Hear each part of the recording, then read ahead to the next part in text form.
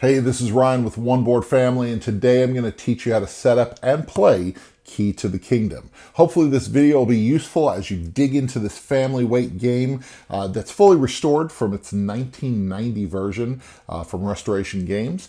And hopefully I'll be able to guide you through the setup and get your family playing this game quicker than if you were reading the rulebook yourself. So let's jump into it. The first thing you want to do is connect the two board halves together. They fit together like a puzzle piece. Be sure to put this in the center of the table and make sure you have enough room on both sides so that the board can open for everyone to see. Each player chooses a hero which comes with a miniature, an 8-sided die, a hero's card, and 8 items that will be used during the course of the game. Next, shuffle the event card deck and place it face down next to the board within reach of all players. Then you'll take the 5 magic item tokens and place it in a similar place. This way all players can reach them during their turn. You'll also gather the 3 different key pieces and place them in piles within reach of all the players at the table. Set up the Demon King board by shuffling the 3 different token types and placing them face down into their respective rooms on the demon board. Be sure not to look at the other side of these tokens because they contain the value that you eventually have to beat as you get to the Demon King. Place the demon die within the throne room of the Demon King board. Place the Adventure Atlas on the table within reach of all the players during the adventure. Then each player places their miniature on the start marker in the bottom left-hand corner of the board. Each player rolls their dice and the player with the highest number gets to go first.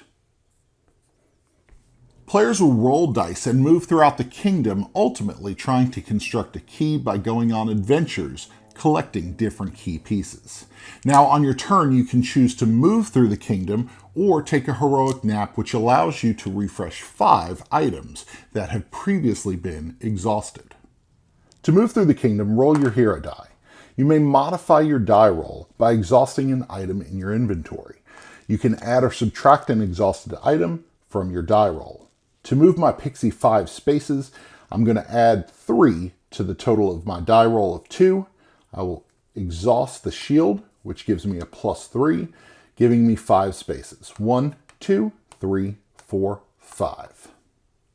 Your character must move the number of spaces you rolled, plus or minus the items that you've exhausted, unless you're stopped by a location on the board. Only count open spaces and skip over spaces with other heroes. 1, 2, 3, 4. Even though I rolled a 7, I'm going to stop at the snake pit because this is an event which causes my character to stop.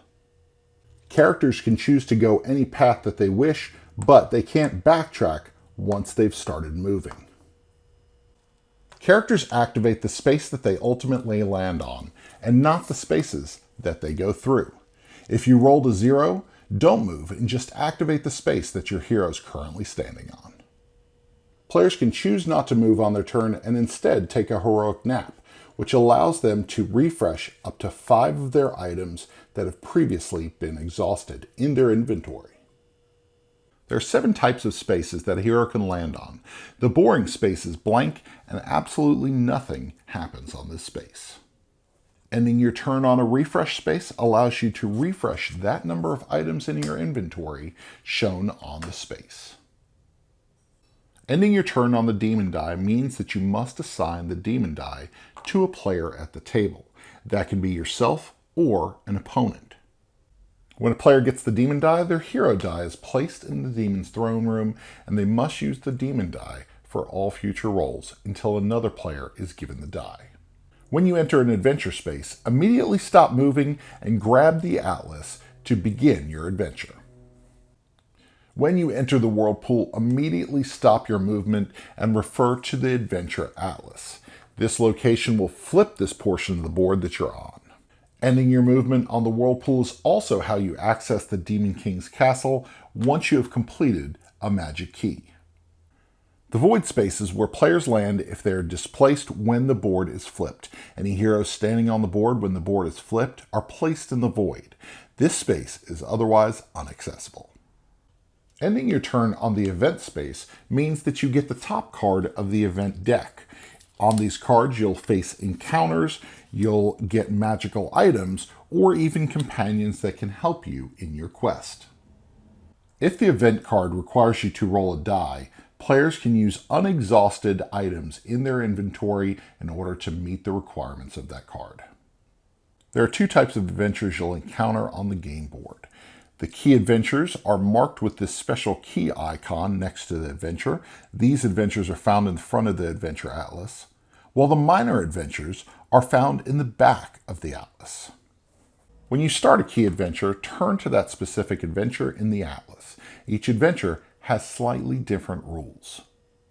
During key adventures, you're going to run into icons such as this rope icon on the broken bridge. That means that if I have the rope in my item inventory and it's not exhausted, I can occupy that space for free without having to roll a die. Now this rope inventory item stays active and it doesn't have to be exhausted. For the next space, I need an odd number, so my roll is a 6. With that 6, it's not an odd number, so I must modify it or change it in order to occupy that space. I'm going to use my fire inventory item, which is a 1, to change this to a 7. My new number is 7, which is odd, so I can occupy that space. When you run into a companion icon, such as this scatterbrain skeleton, players that have the scatterbrain skeleton in their party can occupy that space without having to roll a die, and it's a free movement into that location. Players who complete each step of a key adventure will move into the last space, awarding them a piece of the magic key. Take your piece of the magic key and move on to the outside of that adventure into the empty space. However, if players fail any part of the adventure, they're then booted out into another area of the land that they came from based on the rules in the Adventure Atlas. Check the book to see where you'll land next. Minor adventures such as this Genie's Resort won't award you pieces to the magic key, but they're still important as you journey around the kingdom. These minor adventure tasks are found in the back of the book and have different criteria for winning against your opponents. Once you have all 3 pieces of the magic key, head to one of the 2 whirlpools to turn your key in to be transported to the Demon King's castle. Once you've made it to the Demon King's domain, be sure to consult the back of the Adventure Atlas because it's got a full rundown of everything you need to know as you go through the Demon King's castle.